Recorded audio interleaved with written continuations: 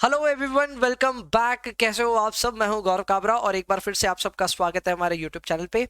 And आज एक और एफएम के कॉन्सेप्ट वीडियो का शुरुआत करने जा रहे हैं। एफएम की दुनिया हमारी जो प्लेलिस्ट है, इसमें एक एक करके हम सारे कॉन्सेप्ट वीडियोस डाल रहे हैं एंड आई होप आप इसका पूरा का पूरा फायदा उठा रहे हैं।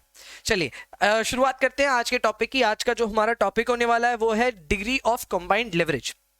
इससे पहले मैं दो ऑलरेडी कॉन्सेप्ट वीडियोस लेवरेज से related already back to back डाल चुका हूं, जिसमें एक हमने डिग्री ऑफ ऑपरेटिंग लेवरेज और एक degree of financial leverage discuss किया। दोनों को लगभग 20 मिनट के आसपास में डिस्कशन करके कंप्लीट किया। डिग्री ऑफ कंबाइंड लेवरेज में भी मान करके चलिए 15 से 20 मिनट लगेंगे हमें to discuss this entire concept. But ये श्योर है कि इस कॉन्सेप्ट को कंप्लीट करने के बाद में डीसीएल से रिलेटेड कभी भी कोई भी प्रॉब्लम नहीं आएगी। डीसीएल का कंप्लीट आइडिया, डीसीएल की entire picture you will be knowing. तो चलिए शुरुआत करते हैं। डीसीएल का पूरा जो फुल फॉर्म है वो है डिग्री ऑफ कंबाइंड लेवरेज। कई किताबों में इसको डिग्री ऑफ टोटल लेवरेज भी लिखते हैं। So DTL DCL it's the same thing. ठीक है, ये करता क्या है? ये कुछ नहीं, आपको कंबाइंड लेवरेज बताता है, यानी कि ये जॉइंटली कैलकुलेट करता है impact of both operating leverage and financial leverage. ये कहना गलत नहीं होगा कि डिग्री ऑफ कंबाइंड लेवरेज को बहुत अच्छे से समझने के लिए डिग्री ऑफ ऑपरेटिंग लेवरेज और फाइनेंशियल लेवरेज पता होना चाहिए। सो जस्ट इन केस आपको पता है, अच्छी बात है, गो अहेड। अगर नहीं पता है तो प्लीज प्लेलिस्ट में जाकर के चेक कीजिए डिग्री ऑफ ऑपरेटिंग लेवरेज और फाइनेंशियल लेवरेज के वीडियोस और उनको जरूर से देख डालिए, बिकॉज दोज आर इंपॉर्टेंट। यहां पे क्लियरली देखो, यही बात लिखी है कि कंबाइंड लेवरेज क्या है? It is basically operating leverage plus financial leverage और it is a mixture of operating risk and financial risk. अब ये है क्या? इसके पीछे के मेन रीजंस क्या है? क्यों किसी भी कंपनी में जो ओवरऑल कंबाइंड लेवरेज है वो बढ़ के क्यों आता है? क्यों इसकी वैल्यू बढ़ करके आती है? तो देखो, इसकी वैल्यू बढ़ करके आती है दो रीजंस की वजह से। पहला रीजन ये है कि आपके कॉस्ट स्ट्रक्चर में फिक्स्ड कॉस्ट का प्रवेश है। ठीक है, ऐसे ही एस्ट्रोलॉजर्स ऐसे ही बात करते हैं ना। ठीक है, आपकी इस कुंडली में ये प्रवेश है वगैरह वगैरह। तो अगर आपके कॉस्ट स्ट्रक्चर में फिक्स्ड कॉस्ट का एंट्री है तो फिर आप एक कमिट कर चुके हो खर्चा, और एक कमिट किया हुआ खर्चा जाहिर सी बात है आपका सर दर्द कोई ना कोई दिन बन सकता है। So yes, fixed cost in cost structure is the first reason for DCL, a high DCL. इसके अलावा we also have another reason, and that another reason is because of the capital structure और because of the financing decision. अगर आपने अपने business के लिए जो funding है वो डेट या फिर प्रेफरेंस के थ्रू उठा रखी है, तो उस केस में आप समझ करके रहिएगा कि उस केस में भी आप इंटरेस्ट और प्रेफरेंस डिविडेंड के नाम पे एक फिक्स कमिटमेंट ऑलरेडी ऑफर कर चुके हो, और वो फिक्स कमिटमेंट जो है वो आपको यहां पे पड़ने वाली है थोड़े से रिस्क के साथ में। ठीक है, तो ये दो रीजंस है, दोनों रीजंस को मिला करके कंबाइंड लेवरेज आती है, याद रखिएगा। पहला रीजन जो है जिसमें आपका presence of fixed cost in cost structure है वो ऑपरेटिंग रिस्क है, और दूसरा जो रीजन है debt including PSC in capital structure, ये फाइनेंशियल रिस्क है। इन दोनों ही रिस्क को जब मिला लेते हैं तो कंबाइंड लेवरेज बन जाता है। इनकम स्टेटमेंट पे एक बार गौर कीजिएगा। This income statement is a complete income statement. Sale से लेकर ईपीएस तक कौन कौन से आइटम आते हैं, कौन किसके बाद डिडक्ट होता है, ये सारी इंफॉर्मेशन यहां है। मैं पहले भी वैसे बता चुका हूं कि लेवरेज के सवाल बिना इनकम स्टेटमेंट को बनाए आमतौर पे नहीं बनते, तो ऐसे में इनकम स्टेटमेंट बनाना आना चाहिए, इसका पूरा फॉर्मेट पता होना चाहिए, और वो भी मार्जिनल कॉस्टिंग के प्रिंसिपल्स को ध्यान में रखते हुए। तो ये क्या है देख लेते हैं। सबसे पहले हमारे पास सेल्स रहती है, सेल्स में से हम लेस करते हैं वेरिएबल कॉस्ट। जैसे ही सेल्स में से वेरिएबल कॉस्ट लेस करते हैं आ जाता है कंट्रीब्यूशन। कंट्रीब्यूशन में से हम फर्दर लेस करते हैं फिक्स्ड ऑपरेटिंग कॉस्ट। अब ये फिक्स कॉस्ट जो है ये रेंट, सैलरी, उस टाइप के खर्चे हैं, इसमें इंटरेस्ट शामिल नहीं है। ठीक है, तो यहाँ पे फिक्स कॉस्ट हम लोग माइनस करते हैं तो आता है ईबीआईटी। ईबीआईटी का दूसरा नाम होता है ऑपरेटिंग प्रॉफिट। क्लियर? वैसे हम सेल्स और ईबीआईटी के यहां तक के सफर से ही ऑपरेटिंग लेवरेज आराम से कैलकुलेट कर सकते हैं। इसके बाद इंटरेस्ट और प्रेफरेंस डिविडेंड की ट्रीटमेंट आती है, तो आप ईबीआईटी में से इंटरेस्ट माइनस करते हैं आता है ईबीटी, ईबीटी में से टैक्स घटाते हैं आता है पैट, पैट में से हम प्रेफरेंस डिविडेंड माइनस करके पाफेश पे पहुंचते हैं। ठीक है, तो देखा जाए तो आपका इंटरेस्ट और प्रेफरेंस डिविडेंड का जो इंपैक्ट है, यानी ये जो इतना पार्ट है इनकम स्टेटमेंट का, ये फाइनेंशियल रिस्क से जुड़ा हुआ है। ठीक है, और वहीं पे जो ऊपर वाला पार्ट है वो जुड़ा हुआ है ऑपरेटिंग रिस्क से। वैसे हम डीसीएल पढ़ रहे हैं और डीसीएल पढ़ते वक्त हमें पूरा ही इनकम स्टेटमेंट देखना है, because now we are going to associate the percentage change in EPS because of the percentage change in sales. Yes, अब यहां पे कोई स्प्लिट नहीं है, समझिए। मैं आपको डीओएल और डीएफएल एक बार वापस समझाता हूं। डीओएल में होता क्या था? डीओएल में we used to understand what is the percentage change in EBIT due to percentage change in sale. Correct? ये हम काम कर रहे थे when we were studying dual. जब हम डीएफएल पढ़ने लगे तो हम डीएफएल के लिए पढ़े percentage change in EPS by percentage change in EBIT. तो देखा जाए तो हमने इनकम स्टेटमेंट के दो टुकड़ों में इसका काम किया था। ऊपर वाले टुकड़े का कैलकुलेशन था ड्यूअल, नीचे वाले पार्ट का काम था डीएफएल। पर अब हम वो काम नहीं करने जा रहे। हम क्या करेंगे, हम सीधे ही परसेंटेज चेंज इन ईपीएस को एसोसिएट करेंगे। परसेंटेज चेंज इन ईपीएस को we are going to associate with percentage change in sales. यानी कोई नाटक नहीं, सीधे सेल्स के परसेंटेज चेंज को हम कंपेयर करने वाले हैं विथ ईपीएस। और जब ये कैलकुलेशन करेंगे तो जो कॉन्सेप्ट यूज होगा उस कॉन्सेप्ट को हम कहेंगे डीसीएल, यानी कि degree of combined leverage. Perfect. तो यहां पे डिग्री ऑफ कंबाइंड लेवरेज के नाम पे क्या लिखा हुआ है, यहां लिखा है that due to fixed cost in cost structure and interest and PD, EPS will be aggressively impacted even for small changes in sales. यानी मैं ये कहना चाहता हूं कि अगर आपकी सेल्स थोड़ी बहुत भी ऊपर नीचे हुई तो उसके वजह से ईपीएस में एक बहुत ही ज्यादा एग्रेसिव चेंज देखने को मिल सकता है। हो सकता है आपकी सेल्स सिर्फ 5% से गिरी, ठीक है, कम हो गई, और आपका ईपीएस 50% से कम हो गया। Can that happen? Yes, that can happen. ये मैग्नीफाइड इंपैक्ट दो रीजंस की वजह से, इसमें से पहला रीजन है ऑपरेटिंग रिस्क, दूसरा है फाइनेंशियल रिस्क। तो हमको इसी को समझना है, ये कैसे होगा। तो आइए इसको समझने के लिए एक इनकम स्टेटमेंट देखते हैं।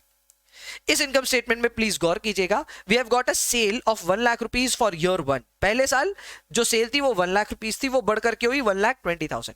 सो clearly there is a percentage change in sales and that percentage change is 20%। लेकिन मैं थोड़ा फास्ट फॉरवर्ड करके आपको दिखाता हूं, ईपीएस में ये परसेंटेज चेंज 46% हो गया।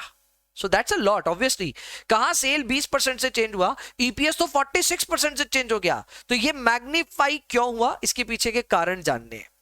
इसके पीछे के जो कारण है वो पहला कारण तो यही है कि भैया आप ईबीआईटी पे गौर करो। आपका ईबीआईटी का भी जो परसेंटेज चेंज है ना वो 20 नहीं है, 20 से ज्यादा है। Now why does this happen? Why is the percentage change in EBIT greater than percentage change in sale? क्यों ये 28 और वो 20 है? इसका रीजन है DOL। अभी मैं आपको इसका वैल्यू दिखा भी दूंगा न्यूमेरिकली पूरा करा करके, लेकिन इसके पीछे का कारण है DOL, यानी कि डिग्री ऑफ ऑपरेटिंग लेवरेज। ये जो आपको वोलेटिलिटी देखने को मिल रही है अपने ऑपरेटिंग प्रॉफिट में, ये DOL की देन है। चलिए यहां तक की बात समझ में आती है। ये भी समझ में आता है कि चलो EBIT में 28% का चेंज आया, लेकिन आप कैलकुलेशन देखोगे तो देखोगे ईपीएस 15 से हो गया 22, और ईपीएस के लेवल पे जो परसेंटेज चेंज है वो है 46.66%। अब ये और एक लफड़ा है कि ईबीआईटी 28% से चेंज हो रहा है, भैया ईपीएस भी उतने से होना चाहिए। नहीं, नहीं हो रहा है। ये क्यों नहीं हो रहा है? ये हो रहा है because of interest and PD. ये इंटरेस्ट और पीडी इस पूरे फसाद की जड़ है, और इसी के वजह से आप देख रहे हैं कि ईपीएस में जो परसेंटेज चेंज है वो आपके ईबीआईटी के परसेंटेज चेंज से भी ज्यादा है। सो पहला हमारे दिमाग में कंक्लूजन आया कि परसेंटेज चेंज इन सेल 20% है, तो ईबीआईटी का परसेंटेज चेंज 28% है, और ईबीआईटी 28% है भी तो भी ईपीएस 46.66% है। तो ये सब क्यों हो रहा है? ये हो रहा है because of two reasons. Number 1 is DOL, number 2 is DFL। दोनों को मिलाकर के एक सिंगल पिक्चर अगर हम बनाएं तो उसे हम कहेंगे DCL, यानी कि degree of combined leverage. Perfect. तो अब इधर डिग्री ऑफ कंबाइंड लेवरेज में जो मेरी ऑब्जर्वेशन है वो ये है कि सबसे पहले मैंने DOL कैलकुलेट करवाया। DOL कैलकुलेट करने के दो फॉर्मूले होते हैं, जिसमें से पहला फॉर्मूला होता है percentage change in EBIT by percentage change in sales, और इसकी वैल्यू आ रही है 1.4 टाइम्स। ठीक है। वहीं पे अगर आप चाहें तो बेस ईयर के वैल्यूज को यूज करके भी ऑल्टरनेटिव तरीके से भी ये कैलकुलेट कर सकते थे। फॉर्मूला था contribution by EBIT। We have used the formula, and formula use करने के बाद इसका भी रिजल्ट 1.4 टाइम्स ही आ रहा है। यानी ये कहना गलत नहीं होगा कि परसेंटेज चेंज इन सेल जो भी होगा उसका 1.4 टाइम्स आपका परसेंटेज चेंज इन EBIT आएगा। और ये देखने को भी मिला। आपका सेल 20% से बढ़ा था तो EBIT 20 into 1.4 यानी 28% से ही बढ़ा था। So obviously that was evident. इसके बाद में हम DFL कैलकुलेट कर रहे हैं। DFL का जो फॉर्मूला होता है वो एक तो ये होता है कि आप परसेंटेज चेंज इन EPS ले लो और डिवाइड करो bye percentage change in EBIT। याद रखिए EPS में जो चेंज था वो था 46.66%, मैंने यहां लिखा है, और 28% से हमारा EBIT चेंज कर रहा था। दोनों को डिवाइड किया, रिजल्ट आया 1.66666, यानी कि 1.67 टाइम्स भी आप इसको बोल सकते हैं। So this is the value of DFL। DFL calculate करने का और एक फॉर्मूला है, उसको भी हमने यहां यूज किया, EBIT divided by EBIT minus interest by minus PD by 1 - T। मुझे पता है अभी भी कुछ नए ऐसे बच्चे जुड़ेंगे इसमें जिन्होंने डीएफएल वाला वीडियो शायद नहीं देखा है, वो बोलेंगे ये कौन सा फॉर्मूला आ गया, हमने तो पढ़ा है ईबीआईटी बाई ईबीटी। तो देखो ईबीआईटी बाई ईबीटी इसी का फॉर्मूला है, वो उस केस में अप्लाई होता है फॉर्मूला जहां पे पीडी सवाल में ना हो, और क्योंकि लेवरेज के ज्यादातर सवालों में पीडी नहीं होता यानी प्रेफरेंस नहीं होता, इसी वजह से हम एक जनरलाइज्ड फॉर्मूला यहां पे यूज कर लेते हैं which is EBIT by EBT. It is a very very used formula, उसमें कुछ गड़बड़ नहीं है, पर हाँ वो फॉर्मूला कहां से आया क्यों आया ये पता होना चाहिए, एंड आई होप अब आपको ये अच्छे से पता है। परफेक्ट। इसके अलावा यहां पे और क्या चीज है, देखो इसकी भी वैल्यू हमने निकाली, इसकी भी वैल्यू आ रही है 1.67 टाइम्स। अब हमें ये देखना है कि आपका ईपीएस पे इंपैक्ट क्या आ रहा है because of change in sales. तो अब देखिए मैंने यहां पे लिखा है कि परसेंटेज चेंज इन ईपीएस जो था वो आपके परसेंटेज चेंज इन सेल्स से काफी ज्यादा था। आपका सेल 20% से बढ़ रहा था लेकिन आपका ईपीएस 46.66% से बढ़ा। तो अब हमें यही जानना है कि इसके बीच का जो मल्टीपल है वो क्या है। तो what we are doing, we are taking percentage change in EPS in the numerator and percentage change in sales in the denominator. Percentage change in sales जो है हमारा न्यूमरेटर में वो 46.66%, जबकि सेल्स में जो चेंज आया था वो सिर्फ 20% था। तो इसका रिजल्ट आ रहा है 2.33 टाइम्स। तो देखा जाए तो अब हम डीओएल, डीएफएल और डीसीएल तीनों कैलकुलेट कर पाए हैं। डीओएल की जो वैल्यू आ रही है वो आ रही है 1.4 टाइम्स, डीएफएल की जो वैल्यू आ रही है वो आ रही है 1.67 टाइम्स, एंड जो हमारा डीसीएल आ रहा है वो आ रहा है 2.33 टाइम्स। यहां तक बात एकदम सही है, समझ में आ रही है। अब इसका मतलब क्या बनता है भैया, इस मल्टीपल का मतलब क्या ये समझाओ। तो इस मल्टीपल का मतलब ये है कि अगर कल को आपकी सेल में 1% से भी चेंज आया, माइंड इट, आपकी सेल में 1% से भी अगर चेंज आया तो आपके ईपीएस में चेंज आएगा 2.33% से। Now that's a magnified impact. कल को अगर आपकी सेल 10% से कम हो गई तो क्या होगा, आपका ईपीएस 23.33% से डिक्लाइन करने वाला है। So that is going to happen. All of this is because of the presence of 3 types of fixed committed cost. हमने 3 खर्चे अपने सर पे ले लिए, बस उसी की वजह से ये टेंशन चल रहा है। क्या टेंशन, क्या क्या खर्चे? पहला fixed operational cost. Fixed operational cost में रेंट, सैलरी वो सब आते हैं। इसकी वजह से बिजनेस में आती है ऑपरेटिंग रिस्क, और ये ऑपरेटिंग रिस्क जो होती है वो हमारे डीओएल में कैप्चर होती है। फिर आता है इंटरेस्ट और PD. Interest is offered to debt and PD is offered to preference share capital और प्रेफरेंस शेयर होल्डर्स। और ये दोनों की वजह से जो बिजनेस में रिस्क आती है वो होती है फाइनेंशियल रिस्क, जिसको मेजर करने के लिए हम डीएफएल कैलकुलेट करते हैं। तो ये 3 खर्चों की वजह से ही सारी की सारी रिस्क हमारे बिजनेस में आई है। और हम इसी चीज को जब कैलकुलेट करते हैं डीसीएल में, तो वो जो मल्टीपल हम यूज किए ना, percentage change in EPS by percentage change in sales, ये वही मल्टीपल है जो कि डीसीएल का एक फॉर्मूला बन जाता है। क्लियर? अब डीसीएल का इसी नाम पे फॉर्मूले 3 बना सकते हैं। पहला फॉर्मूला बहुत आसान है, जिसको आमतौर पे हम यूज नहीं करते हैं एग्जामिनेशन पर्पस के लिए। वो ये है कि डीओएल और डीएफएल की जो वैल्यूज आई हैं उनको आपस में मल्टीप्लाई कर दीजिए। आप मल्टीप्लाई कीजिए, जो आपको रिजल्ट मिलेगा वो डीसीएल का वैल्यू होगा। This is the first thing that you can do. ठीक है। सेकंड क्या है? सेकंड ये है कि आप डीसीएल का मल्टीपल वाला फॉर्मूला लगा लो। मल्टीपल वाला फॉर्मूला था percentage change in EPS by percentage change in sale. So you are able to do that, तो वो भी आप कर सकते हो। एंड यस, इससे जो आपका रिजल्ट है वो आ रहा है 2.33 टाइम्स, जो कि हर जगह सेम आएगा। एंड फाइनली डीसीएल का और एक फॉर्मूला है। इस फॉर्मूले में आप कंट्रीब्यूशन ले रहे हैं in the top and divide कर रहे हैं by EBIT minus interest minus PD by 1 minus T. क्योंकि सारे आइटम्स प्री टैक्स आइटम है, इसलिए पीडी को भी प्री टैक्स बनाने के लिए डिवाइड बाय 1 माइनस टी किया गया है। याद रखिए ये सारी वैल्यूज बेस ईयर की वैल्यूज लेनी पड़ेंगी। तो अगर आपको ईयर 1 और ईयर 2 दिया तो ईयर 1 के फिगर्स लेके ये काम करना होगा।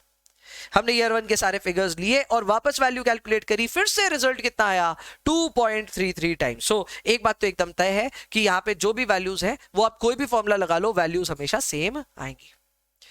तो इसी के साथ डीसीएल का जो ओवरऑल कॉन्सेप्ट था समझने का वो तो समझ में आ गया। प्रैक्टिकल लाइफ में इसके क्या इंप्लीकेशंस है वो सीखने हैं। तो कंक्लूजन की तरफ बढ़ते हैं। कंक्लूजन में मैंने इतना ही लिखा है बस कि देखो कंबाइंड लेवरेज कॉम्बिनेशन होता है ऑपरेटिंग रिस्क और फाइनेंशियल रिस्क का। इसको जाहिर सी बात है बिजनेस को एक मॉडरेशन में ही यूज करना चाहिए। क्यों ऐसा? क्योंकि अगर एक बिजनेस, जैसे मैं एग्जांपल दे रहा हूं, मान लो मैंने दुनिया भर का लोन ले लिया, दुनिया भर का मैंने लोन ले लिया और उसके बाद में मैंने बड़ी बड़ी ना ऑफिसेस, बड़ी बड़ी एकदम फैंसी शोरूम्स खोलने शुरू कर दिए। ये एक बहुत बड़ा और बहुत ही ज्यादा ब्रूटल स्टेप हो सकता है मेरे बिजनेस के लिए। क्यों? क्योंकि मैं यहां पे दोनों रिस्क को इनवाइट कर रहा हूं। क्योंकि मैंने पैसा फंडिंग डेट के तौर पे लिया है, तो पहला मेरे बिजनेस में बहुत ज्यादा डेट है और बहुत ज्यादा डेट होने की वजह से फाइनेंशियल रिस्क है। दूसरा, मैं जितनी रिक्वायरमेंट है उससे ज्यादा लैविश अपनी ऑफिसेज बना रहा हूं, उससे ज्यादा लैविश अपने शोरूम्स बना रहा हूं, जरूरत नहीं है उतने की लेकिन फिर भी आलीशान बना रहे हैं। तो ऐसे में हम ऑपरेटिंग रिस्क को तो इनवाइट कर भी रहे हैं because of the extra rent and the salaries that we pay. इसके अलावा हम रेंट भी ले रहे हैं और रेंट तो दे ही रहे हैं, इसके अलावा हम इंटरेस्ट भी पे कर रहे हैं। तो ये दोनों की वजह से ऑपरेटिंग और फाइनेंशियल रिस्क दोनों आ जाती है and that can create a very very disturbing situation for any business. अब इसी का एक बहुत अच्छा एग्जांपल जा सकता है बिग बाजार, जो कि आपके आसपास में खुले थे और अब एक एक करके सारे बंद हो गए। करेक्ट, बिग बाजार जो थे वो फ्यूचर ग्रुप के थे और फ्यूचर ग्रुप के साथ सबसे बड़ी समस्या यही हुई, उन्होंने जगह जगह अपने स्टोर खोले, तो स्टोर खोलने की वजह से बहुत सारी सैलरीज और बहुत सारा रेंट कमिट कर दिया। अब इतना रेंट और इतनी सैलरी कमिट करने की वजह से ऑपरेटिंग लेवरेज हाई हो गया। इसके अलावा इस ग्रुप ने पैसे भी बहुत ज्यादा डेट के तौर पे ले लिए, जिसकी वजह से इनके ऊपर में एक फाइनेंशियल रिस्क का भी खतरा हो गया। दोनों रिस्क को जब मिलाया और कंबाइंड लेवरेज को भापा तो समझ में आया कि भाई ये तो बात अपने कंट्रोल के बाहर चली गई। और यही लेसन है जो हमको लेवरेज में सीखना होता है कि आप जब भी कोई बिजनेस कर रहे हैं आप ऑपरेटिंग रिस्क को डीओएल से मेजर करें, फाइनेंशियल रिस्क को डीएफएल से मेजर करें और ओवरऑल रिस्क को मेजर करें डीसीएल से। इन तीनों ही मेजर्स को कंट्रोलेबल लिमिट्स तक रखना आपकी जिम्मेवारी है। अगर आप नहीं रखोगे तो बिजनेस में सिग्निफिकेंट लॉसेस हो सकते हैं that can even lead to bankruptcy, that can even lead to dilution of your business. So beware of all these risk that you take up for your business and I think ये एक important lesson है जो going forward आपके जैसे entrepreneurs के लिए, आप में से जो भी एंटरप्रेन्योर बनेंगे उनके लिए भी काम का रहेगा। तो बस ये था एक छोटा सा कॉन्सेप्ट वीडियो जो कि अगेन मेरे को लग रहा है 16-17 मिनट हमें लगे हैं इस कॉन्सेप्ट वीडियो को सल्टाने में। एंड इसी के साथ में डीसीएल से जुड़ा हुआ हमने सारा कॉन्सेप्ट समझ लिया है। डीओएल, डीएफएल, डीसीएल ये तीनों कॉन्सेप्ट्स एकदम अच्छे से बहुत बढ़िया से रैप अप हुए हैं। अब मेरे ख्याल से एकदम कॉन्सेप्चुअल नॉलेज है हमारे पास में, हमारे पास प्रूफ है कि ऐसे फॉर्मूले बने क्यों और किस वजह से बने, एंड सारे फॉर्मूलों के रिजल्ट्स एक ही आते हैं। आप कोई भी फॉर्मूला लगा लो, सब फॉर्मूले के रिजल्ट्स एक ही आते हैं। तो डीओएल, डीएफएल, डीसीएल का कनेक्शन आई होप आपको समझ में आया होगा। इस पूरी प्लेलिस्ट को अगर आप एंजॉय कर रहे हैं तो हर वीडियो को अप्रिशिएट जरूर किया कीजिए, लाइक शेयर कमेंट जरूर करें, कमेंट में अपनी बात जरूर लिखें कि आपको ये कॉन्सेप्ट अच्छे लग रहे हैं कि नहीं। At the same time channel को सब्सक्राइब करो, डिस्क्रिप्शन को जरूर विजिट किया कीजिए क्योंकि डिस्क्रिप्शन में all important links are there. जैसे एफएम की दुनिया है तो कॉस्ट की दुनिया की भी प्लेलिस्ट की लिंक है, उसको भी जरूर से आप अपने पास सेव करके रखें लिंक को। At the same time important links such as how to enrol for our courses and many other links are also provided in the description. So every time when you watch a video please watch the description as well because that will give you a lot of other information as well जिसकी शायद आपको दरकार हो। सो बस अभी के लिए इतना ही रखते हैं। I will see you in the next one. तब तक के लिए bye bye, take care, enjoy yourselves please, and please पढ़ाई करते रहिए।